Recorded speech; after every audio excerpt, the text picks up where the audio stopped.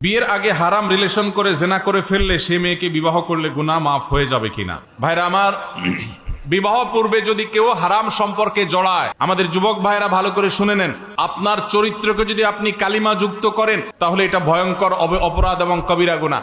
এর জন্য আল্লাহর কাছে আপনাকে জবাবদিহি করতে হবে। আমাদের অনেক যুবক ভাইরা মনে করেন যে বিয়ের আগে কোন মেয়ের সাথে হারাম সম্পর্ক করলে, জেনা লিপ্ত হলে, এরপর বিয়ে করলে বোধহয় এটা কাটাকাটি হয়ে যাবে।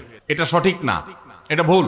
বিয়ে করেছেন, এখন হারাম থেকে বের হয়ে আসছেন, এটা ভালো। কিন্তু আগে যে অপকর্ম হয়েছে, গুনাহে হয়েছে, নাজায়েজ কাজ করেছেন, হারাম সম্পর্ক করেছেন, তার জন্য দুইজনেই আল্লাহর কাছে সারা জীবন চোখের পানি ফেলে কাঁদতে হবে, তওবা করতে হবে, ক্ষমা চাইতে হবে, ইস্তেগফার করতে হবে, ইনশাআল্লাহ তাহলে মাপ পাওয়া যাবে। যদি মনে করেন না, বেশিরভাগ এই হারাম রিলেশন যারা করে তারা তো মেয়েদেরকে মিথ্যা প্রতিশ্রুতি দেয়, একটাও বেশিরভাগই ঠিক রাখে না।